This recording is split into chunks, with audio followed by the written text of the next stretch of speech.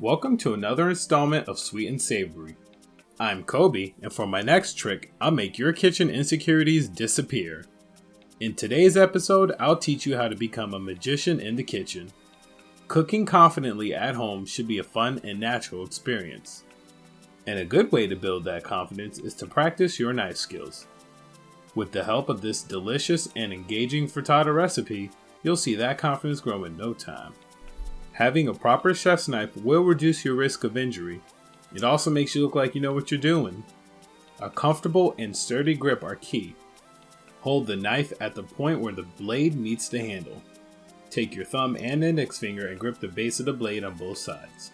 This grip helps the blade become an extension of ourselves for ultimate control. I call this form Kobi kitchen hands. Honing with the steel rod will keep the edge of the knife straight. The more in-line the edge is, the sharper the blade. Hold a steel rod at a solid 45-degree angle in your non-dominant hand. In the other hand, have your knife against the rod at a mid-20-degree angle. Instead of trying to do a little bit of geometry here, just take that knife and divide that angle twice.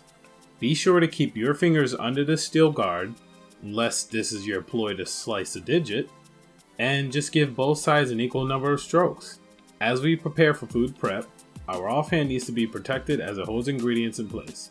This bear claw technique will use your knuckles to guide the blade for precision while keeping your fingers intact. Starting with the potatoes, slice off the ends and make a small slice on the bottom. This will help keep the tater stable on our cutting board.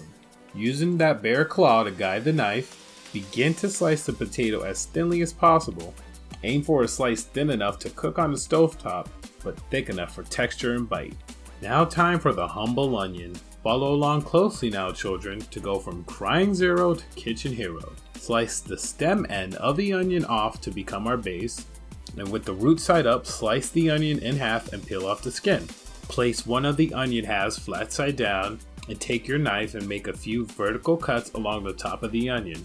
As the leading cause of crying in the kitchen, cutting into the onion root is a big no-no. Following that principle, make a few additional horizontal cuts into the onion.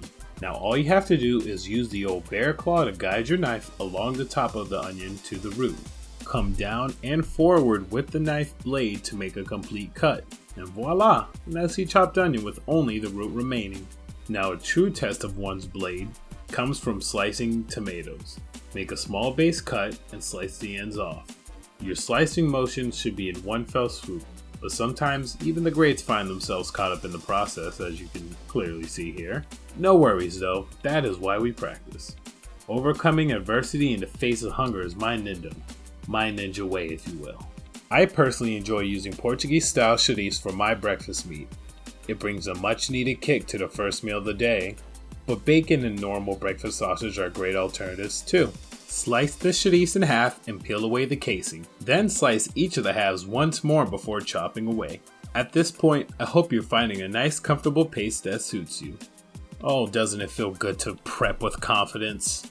To mince our parsley, imagine the motion of combing someone's hair. This is the motion used to shave the parsley off its stems. But this isn't Hell's Kitchen, and I'm more of an idiot pie than a sandwich, so a few stems won't really piss me off.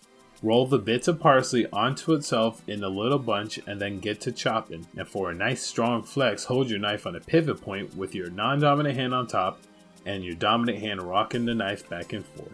Now my faithful viewers of my past installments know that my reputation for using freshly shredded cheese precedes me. I won't touch on the subject heavily, but instead I will give you a helpful tip to have a large bowl for easy cheese collecting. In a separate large bowl, get to cracking 10 large eggs. Make sure you crack your eggs on a flat surface, unless you have insurance to cover eggshell damage. Add the quarter cup of milk and minced parsley along with some salt and freshly cracked pepper to taste. Grab your favorite whisk and show your egg mixture some love. Whisk until all of your ingredients have come together. Now we shift from the cutting board to the stove. Heat a few tablespoons of oil in a large nonstick pan at medium-high heat. Add the chourico and saute until all the pieces have rendered their fat and the meat receives a tiny bit of char.